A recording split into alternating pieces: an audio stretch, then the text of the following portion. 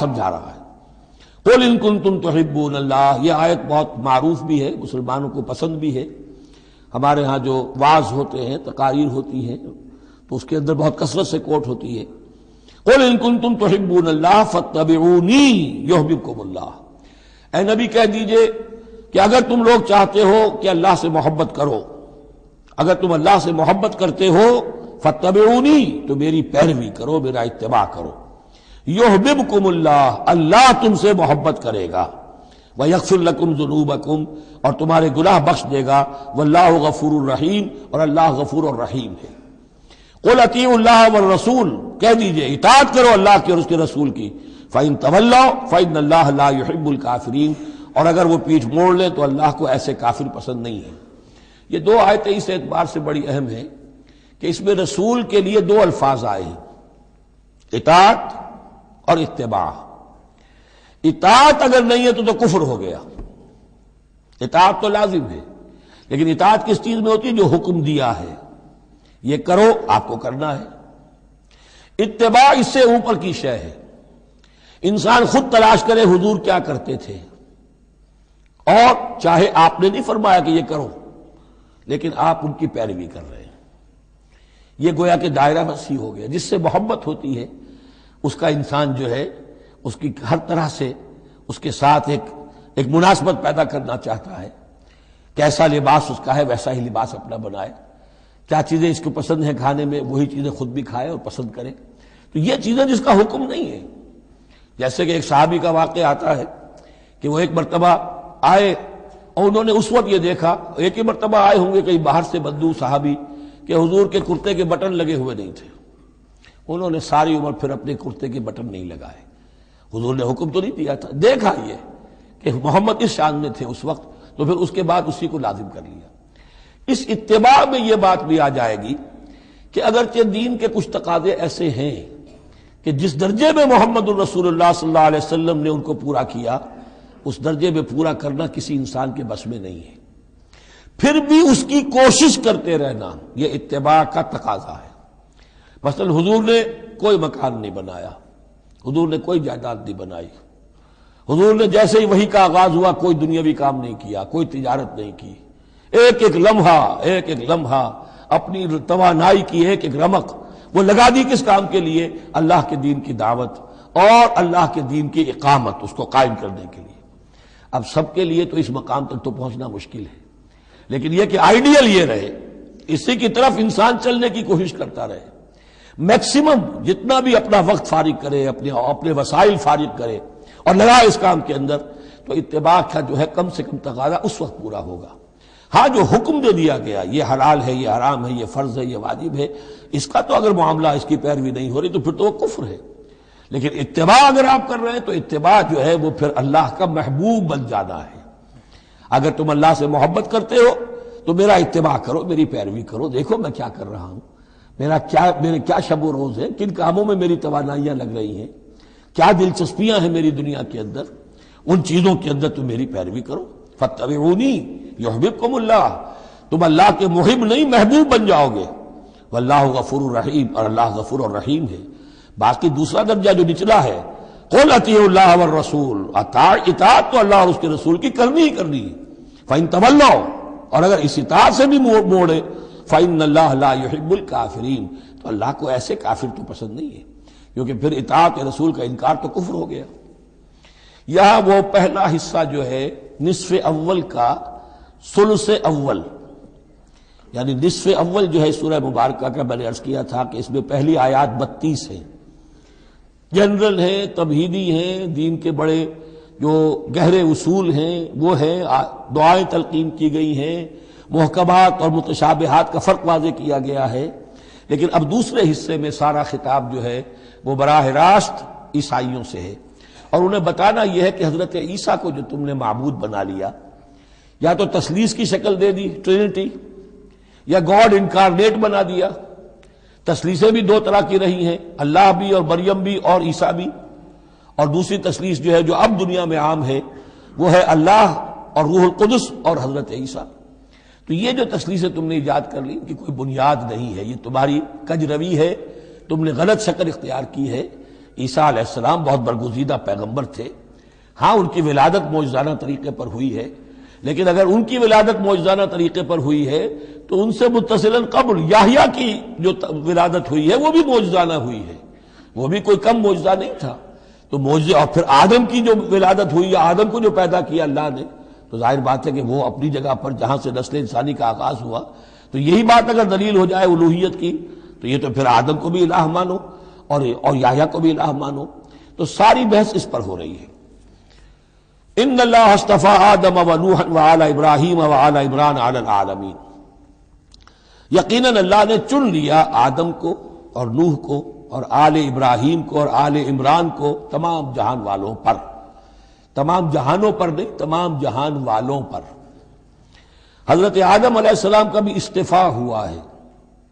اس میں کچھ ان لوگوں کے لیے دلیل بنتی ہے جو سمجھتے ہیں کہ جو تخلیق آدم ہے اس میں پہلے کوئی سپیشیز وجود میں آئی تھی، اور اس سپیشیز، اس نوع کے ایک فرد کو اللہ نے چن کر اس میں پھر اپنی روح پھونکی ہے تو وہ آدم بن گئے، تو وہ بھی سلیکٹڈ تھے۔ استفاء کے معنی ہوتا ہے کسی میں سے چن لینا، بہرحال ایک عام معنی بھی ہو جاتے ہیں، پسند کر لینے کے معنی بھی ہو سکتے ہیں۔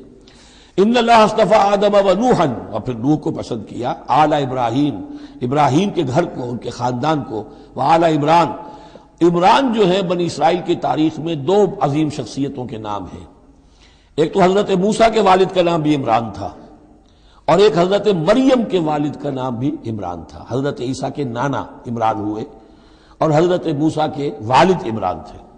یہاں پہ غالباً حضرت موسیٰ کے والد مراد ہیں، لیکن چونکہ آگے سارا معاملہ حضرت مریم کا آ رہا ہے تو شاید عین ممکن ہے کہ یہاں پر اشارہ ان کے نانا کی طرف ہو۔ ذریۃ بعضھا من بعض، اور یہ سب جو ہے ایک دوسرے کی نسل سے ہیں، ایک دوسرے کی اولاد سے ہیں۔ نوح حضرت آدم کی اولاد سے ہیں، ابراہیم حضرت نوح کی اولاد سے ہیں، پھر ان کے پورا خاندان بنی اسماعیل، بنی اسرائیل، یہ ان کی اولاد میں سے ہیں۔ واللہ سمیع علیم، اللہ سمیع اور علیم ہے۔ اس قالت امرأۃ عمران رب انی نذرت لک ما فی بطنی محررا فتقبل منی۔ اب یہ جو عمران کی بیوی ہیں یعنی حضرت مریم کی والدہ، یہ بہت نیک عورت تھیں، بہت ہی متقی، نیک، زاہد۔ ان کو حمل ہوا تو انہوں نے پروردگار سے ایک منت مانی، نظر مانی، رب انی نذرت لک ما فی بطنی، جو میرے پیٹ میں جو بھی بچہ اے اللہ تو پیدا فرما رہا ہے میں تیری ہی نظر کرتی ہوں، یعنی دنیاوی کوئی ذمہ داریوں کا بوجھ اس پر نہیں ہم ڈالیں گے، اور ہیکل کی خدمت کے لیے، دین کی خدمت کے لیے، تورات کی خدمت کے لیے اس کو وقف کر دیں گے، ہم اپنا بھی کوئی بوجھ ان پر نہیں ڈالیں گے، اس توقع میں کہ اللہ بیٹا عطا کرے گا۔ محررن کے مطلب ہے اسے آزاد کر دیں گے، تحریر آزاد کر دینا، حر سے، کہ کوئی ذمہ داری اس پر نہیں ہوگی، اسے ہم خالص کر دیں گے تیرے دین کی خدمت کے لیے اور ہیکل کی خدمت کے لیے۔ فتقبل منی، تو اے اللہ میری اس نظر کو تو قبول فرما لے، شرف قبول عطا فرما۔ انک انت السمیع العلیم، یقیناً تو سب کچھ سننے والا اور سب کچھ جاننے والا ہے۔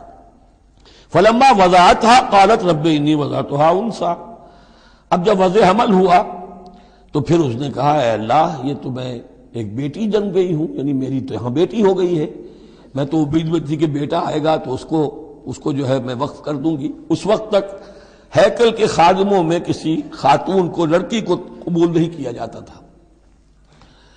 واللہ عالم بما وضعت، اللہ فرما رہا ہے کہ اللہ بہتر جانتا تھا کہ کیا اس نے جنا ہے، اسے کیا پتا کیسی بیٹی جنی ہے۔ ولیس الذکر کالانثی، اور کہاں ہوگا کوئی بیٹا اس بیٹی جیسا۔ اس کے دونوں معنی کیے گئے، ایک تو ایسا کہ یہ گویا کہ قول مانا جائے حضرت مریم کی والدہ کا کہ لڑکا تو لڑکی کی طرح نہیں ہوتا، اب لڑکا ہوتا تو میں اسے خدمت کے لیے وقف کر دیتی، یہ تو لڑکی ہو گئی۔ اور ایک یہ بھی ہے کہ اللہ کی طرف سے اس کو مانا جائے واللہ عالم بما وضعت ولیس الذکر کالانثی، کوئی بیٹا ایسا ہو ہی نہیں سکتا جیسی بیٹی تمہیں دی ہے۔ وَإِنِّي سَمَّيْتُهَا مریم، اور وہی اب ان کا کلام شروع ہوا ان کی والدہ کا، مریم کی، میں نے اس کا نام مریم رکھا ہے۔ وَإِنِّي أُعِيذُهَا بِكَ، اور اے اللہ میں اسے تیری پناہ میں دیتی ہوں، وَذُرِّيَّتَهَا، اور جو بھی اس کی اولاد ہو، نسل ہو، اس کو بھی تیری پناہ میں دیتی ہوں، مِنَ الشَّيْطَانِ الرَّجِيمِ، مردود شیطان کے حملے سے، کہ اللہ ان کو، مریم کو بھی اور اس کی آنے والی اولاد کو بھی تو بہت ہی اپنی حفاظت میں رکھیو، شیطان سے بچائیو۔ فتقبلها ربها بقبول حسن، تو قبول فرما لیا انہیں، یعنی حضرت مریم علیہ السلام کو ان کے رب نے بڑی ہی عمدگی کے ساتھ قبول حسن، شرف قبول عطا فرمایا بڑی ہی خوبصورت انداز میں۔ وَأَنبَتَهَا نَبَاتًا حَسَنًا، اور ان کی پرورش کی بہت ہی عمدہ طریقے پر، بہت اعلیٰ طریقے پر۔ وَكَفَّلَهَا زَكَرِيَّا، اور ان کو کفالت میں دے دیا، تربیت میں دے دیا حضرت زکریا کے۔ یہ حضرت زکریا جو ہیں یہ خالو تھے حضرت عیسیٰ علیہ السلام کے، حضرت مریم کے خالو۔ تو ہم ان کی تحویل میں، اور وہ اس وقت کے چیف کاہن تھے، chief priest of the temple, ہیکل سلیمانی کے وہی نبی بھی تھے، اور وہی وہاں کے سب سے بڑے جو ہیں، جو آج کل ہم سمجھتے ہیں مجاور وغیرہ، تو وہ مقام ان کا کاہنوں کا ہوتا تھا۔ وَكَفَّلَهَا زَكَرِيَّا كُلَّمَا دَخَلَ عَلَيْهَا زَكَرِيَّا الْمِحْرَابَ، جب کبھی بھی زکریا ان کے پاس جاتے تھے محراب میں، وجد عندها رزقا، وہ دیکھتے تھے محراب حجروں کی شکل کے اندر، جو جیسے بنے ہوتے ہیں مسجدوں کے ساتھ، تو ایسے ایک حجرہ ان کو دے دیا گیا کہ یہ اللہ کے لیے نذر کی گئی ہے اور ان کو قبول کر لیا گیا ہے، تو اب ان کے لیے یہاں پر یہ حجرہ ہے، اس میں وہ رہتی ہیں۔ لیکن جب بھی وہ حجرے میں جاتے تھے تو دیکھتے تھے ان کے پاس کھانا، میوے رکھے ہیں بغیر موسم کے، اور بعض لوگوں کی رائے یہ بھی ہے کہ یہاں سے مراد مادی کھانا نہیں ہے بلکہ علم و حکمت، کہ جب حضرت زکریا ان سے بات کرتے تھے تو یہ کہ انہیں حیران رہ جاتے تھے کہ اس لڑکی کو یہ اس قدر حکمت کہاں سے مل گئی، اتنی معرفت کہاں اس کو حاصل ہوئی۔ قال یا مریم انا لک ھذا، وہ پوچھتے اے مریم یہ تمہیں کہاں سے چیزیں ملتی ہیں، یہ کھانے کہاں سے آ جاتے ہیں، یہ بے موسمی پھل کہاں سے آ جاتے ہیں، یا یہ علم و حکمت کی باتیں تمہیں کیسے معلوم ہوتی ہیں؟ قالت هو من عند اللہ، تو وہ کہتی تھی یہ سب اللہ کی طرف سے ہے، اس کا فضل ہے، اس کا کرم ہے۔ ان اللہ یرزق من یشاء بغیر حساب، یقیناً اللہ تعالیٰ جس کو چاہتا بغیر حساب عطا کرتا ہے۔ ہنالک دعا زکریا ربہ، ہنالک یہ بالکل اس طرح سے دیر اینڈ ڈن، جب یہ مشاہدہ ہوا حضرت زکریا کو تو انہوں نے بھی ایک دعا کی اپنے پروردگار سے۔ ہنالک دعا زکریا ربہ، رب قال رب هب لی من لدنک ذریۃ طیبہ، اے اللہ مجھے بھی بڑی کوئی پاکیزہ اولاد عطا کر دے۔ بہت بوڑھے ہو چکے تھے، ان کی اہلیہ جو ہیں وہ بھی بہت بوڑھی ہو چکی تھی، ضعیفہ تھی، اور ساری عمر بانجھ رہی تھی، لاولد تھے۔ یہ ساری تفصیل پھر سورہ مریم کے اندر مزید کھل کر آئے گی، اس لیے کہ یہی مضامین وہاں بیان ہوئے تھے مکی دور میں، جبکہ ہجرت حبشہ کے لیے مسلمان گئے تھے تو وہاں جا کر سورہ مریم کی آیات جو ہیں وہ پھر حضرت عبداللہ ابن جعفر نے پڑھ کر سنائی تھی۔ اس مناسبت سے یہ مضامین آپ کو سورہ مریم میں بھی ملیں گے۔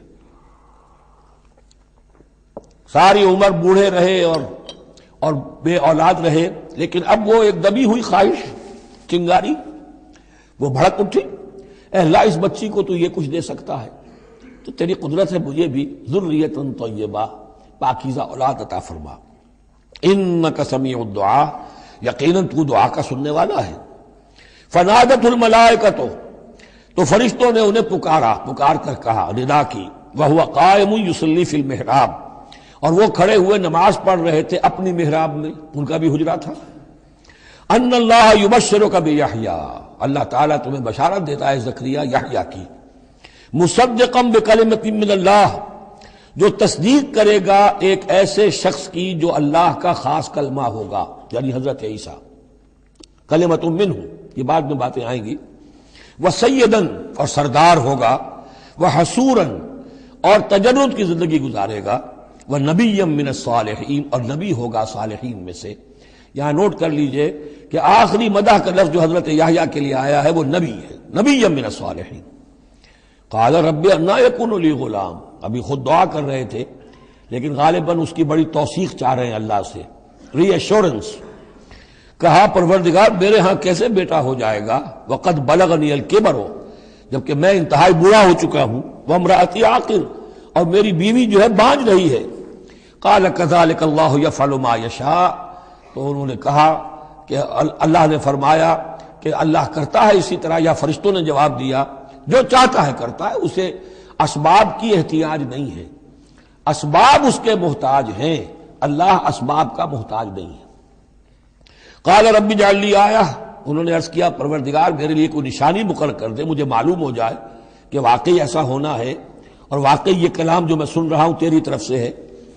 قال آیتک الا تکلم الناس ثلاثۃ ایام الا رمزا، اللہ نے فرمایا کہ اب نشانی یہ ہے تمہارے لیے کہ اب 3 دن تک تم لوگوں سے گفتگو نہیں کر سکو گے سوائے اشارے کنائے کے، یعنی قوت گویائی سلب ہو گئی ان کی، اب وہ بول نہیں سکتے تھے 3 دن تک۔ وَاذْكُر رَبَّكَ كَثِيرًا، اپنے دل میں اپنے رب کو یاد کرتے رہو کثرت کے ساتھ۔ وَسَبِّحْ بِالْعَشِيِّ وَالْإِبْكَارِ، اور تسبیح کیا کرو شام کے وقت بھی اور صبح کے وقت بھی۔ وَإِذْ قَالَتِ الْمَلَائِكَةُ يَا مَرْيَمُ إِنَّ اللَّهَ اصْطَفَاكِ، اب دیکھیے یہ حضرت زکریا اور حضرت یحییٰ کا قصہ آ گیا کہ بانجھ بوڑھی عورت کے بطن سے شدید ضعیفی کی عمر میں حضرت زکریا کو اللہ نے یحییٰ جیسا بیٹا دے دیا، تو کیا یہ عام قانون کے مطابق ہے؟ یہ بھی تو معجزہ تھا۔ اسی طریقے سے اس سے ذرا بڑھ کر ایک معجزہ ہے کہ جو حضرت مسیح کا ہے کہ وہاں باپ کا معاملہ نہیں ہے۔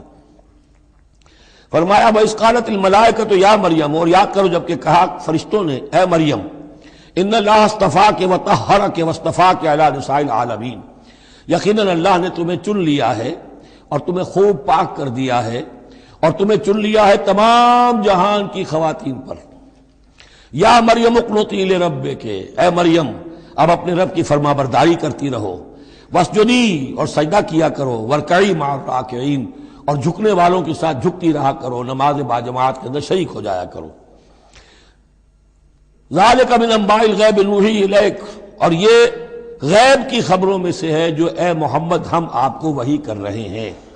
وما کنت لدیہم، آپ تو ان کے پاس موجود نہیں تھے، اذ یلقون اقلامہم ایہم یکفل مریم، جبکہ وہ اپنے قلم پھینک رہے تھے یہ طے کرنے کے لیے کہ ان میں سے کون ہوگا کہ جو مریم کا کفیل ہوگا، کس کی تربیت میں زیر نگرانی، یعنی اور بھی وہاں پریسٹ تھے، کاہن اور بھی تھے، ان سب میں سے ہر ایک چاہتا تھا کہ یہ بچی جو ہے میری تحویل میں ہو، میں تربیت کروں، جسے اللہ کے نام پر جو ہے اس طرح وقف کر دیا گیا ہے۔ لیکن یہ کہ جب وہ اس طریقے سے اپنے قلم پھینک کر کچھ جیسے ہوتا ہے کوئی ذائچہ نکالنا یا کسی طرح کا معاملہ تو طے کر رہے تھے، اس میں اللہ نے حضرت زکریا کا نام نکال دیا تھا۔ تو اے نبی اس وقت تو آپ تو وہاں نہیں تھے۔ وما کنت لدیہم یختصمون، اور نہ آپ اس وقت تھے جبکہ وہ آپس میں جھگڑ رہے تھے۔ اذ قالت الملائکۃ یا مریم ان اللہ یبشرک بکلمۃ من، اب یاد کرو جب کہ کہا فرشتوں نے اللہ سے، کہ فرشتوں نے مریم سے کہ یقیناً اللہ تعالیٰ تمہیں بشارت دے رہا ہے ایک ایسی ہستی کی جو خاص کلمہ ہوگا اس کی جانب سے، اسمہ المسیح عیسی ابن مریم، اس کا نام ہوگا المسیح عیسیٰ مریم کا بیٹا، وجیہاً فی الدنیا والآخرہ، باعزت ہوگا، مرتبے والا ہوگا دنیا میں بھی اور آخرت میں بھی، ومن المقربین، اور بہت ہی اللہ کے مقربین بارگاہ میں سے ہوگا، بہت مقرب۔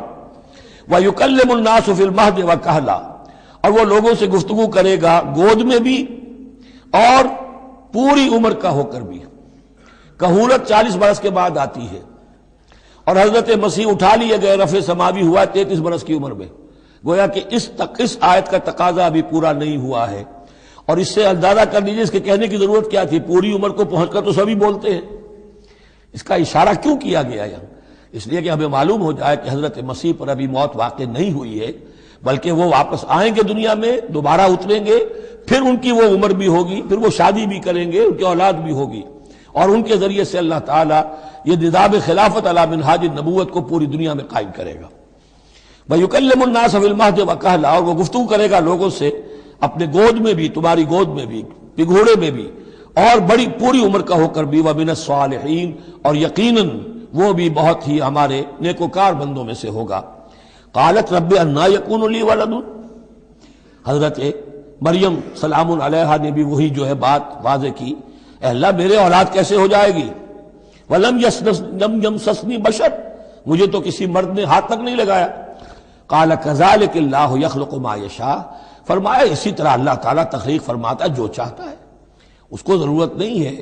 ٹھیک ہے عام ولادت انسانوں کی اسی طرح ہوتی ہے، باپ کا بھی حصہ ہے، ماں کا بھی حصہ ہے، لیکن یہ کہ اللہ تعالیٰ کے لیے کسی بھی شے کی ضرورت نہیں ہے، وہ محتاج نہیں ہے ان اسباب اور وسائل و ذرائع کا، اور جو چاہے کرتا ہے۔ قال کذالک اللہ یخلق ما یشاء اذا قضى امرا فانما یقول له کن فیکون، وہ تو جب کسی شے کا فیصلہ کر لیتا ہے تو بس وہ کہتا ہے ہو جا اور وہ ہو جاتی ہے۔ وَيُعَلِّمُهُ الْكِتَابَ وَالْحِکْمَةَ، اور وہ اللہ تعالیٰ اسے سکھائے گا کتاب بھی اور حکمت بھی، والتوراۃ والانجیل، اور تورات بھی اور انجیل بھی، وَرَسُولًا إِلَىٰ بَنِي إِسرائیل، اور وہ رسول بن کر آئیں گے اسرائیل کی طرف۔ اب یہ جو دو کنٹمپریریز ہیں ان کو نوٹ کر لیجئے کہ حضرت یحییٰ کے بارے میں نبیم من الصالحین پر آ کر بات ختم ہو گئی، اور حضرت عیسیٰ کے بارے میں رسولاً الی بنی اسرائیل، بنی اسرائیل کی طرف رسول ہو کر آئیں گے۔ حضرت یحییٰ صرف نبی تھے، اسی لیے وہ قتل بھی کر دیے گئے۔ حضرت عیسیٰ رسول تھے، رسول قتل نہیں ہو سکتے، اسی لیے ان کو زندہ آسمان پر اٹھا لیا گیا۔ یہ بہت اہم مضمون ہے کہ جو یہاں بھی آپ کو سمجھ لینا چاہیے۔ اس کے بعد ان کے بعد معجزات کا تذکرہ ہے، وہ انشاءاللہ اب اگلی نشست میں پڑھیں گے۔ بارک اللہ لی ولکم فی القرآن العظیم ونفعنی وإیاکم بالآیات والذکر الحکیم۔